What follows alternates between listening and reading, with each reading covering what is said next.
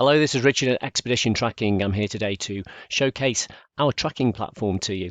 Our trackers can be used in the UK or all over the world. We've got various different types of tracker that can be used anywhere, and they can be used for any type of event. That might be an expedition, might be a scouting challenge or a Duke of Edinburgh expedition, it might be a cycle race, walking race, running race, canoeing, whatever you want to track, we have got the right tracker for you, and a tracking platform with some great features which I'm going to go and show you now. So I'm going to show you a recent event which took place, and what you can see here is the route, and this was an event called the Millennium Way, and here is the route there. There's a few checkpoints, the start, checkpoint 1, 2, 3, 4 and the finish, and we had about 150 people taking part. If I click on the participants list, you can see there's a great big long list of people there. What can you see on the map right now? First of all, these little icons here are the trackers themselves. This one down there, you'll notice this is an orange colour. What does that mean? Well, up here at the top is a handy little key. So when your trackers are not moving, they go an orange colour. When they are moving, then they will turn green. And you can see if there's in an SOS status, they will also go red. If they've not sent a signal for the last couple of hours, they will turn grey. And finally, if they've been powered off, they change black. So at a glance, you can see the status of all of your trackers, which is particularly useful. Okay, so I've just moved one of our trackers, and you can see now that one that was formerly orange has now gone green to indicate it's in a green status. And after 2 or 3 minutes, that will go to orange again if the tracker is no longer moving. Now, what kind of maps can you use? Well, we've got lots to choose from. Google Maps, Ordnance Survey, OpenStreetMap and Mapbox. Typically, Ordnance Survey are the most popular ones for expedition use, and we're a licensed Ordnance Survey partner. So if I go on to, for example, I'll change through them all. Let's go on to Google Maps first of all, and of which you've got several options to choose from: terrain, the satellite view, and also let's go on to the Mapbox, which was the one I was on originally. So the Mapbox has got quite a lot of maps, about 10 different ones in total. That's also got a satellite version as well, an outdoors, a run, bike, hike. We have got the OpenStreetMap, which the OpenStreetMap type is it's a little bit similar to Google to some extent, but it also shows the footpaths and trails on there as well. But finally, and possibly the most popular ones, are going to be those Ordnance Survey maps. And the Ordnance Survey maps will change all of the scales as you zoom in. So if I start to zoom in here, it will change from the 1 in 50 to the 1 in 100 scale map. Let's just move on to the leisure map stack first of all. So this will move from the 1 in 100 through to the 1 in 50. And as I zoom in again, eventually it will change to the 1 in 25,000 scale map, which you're all familiar with. So you can use any of these types of map whenever you wish, just by flipping through them using this here. You can zoom in and out, and you can also use your mouse wheel if you happen to be using a computer, but this website is specifically formatted for use on mobile devices, which the vast majority of you are going to be using. Let's have a quick look at the participants list. So let me zoom out a little bit.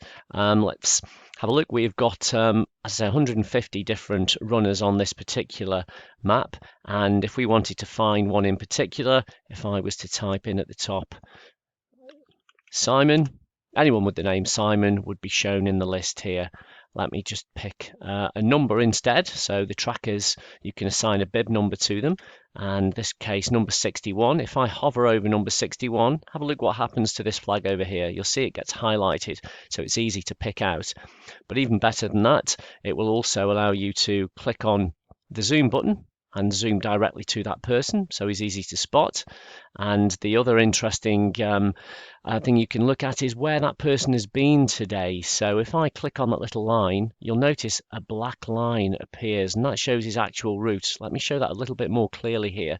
This is the planned route that they chose to go. They were planned in advance, and this shows their actual recorded trace from the tracker. You notice here this person's come to this canal, and instead of turning left, they've turned right, realised their mistake about a half a kilometre later, turned around and gone the other way.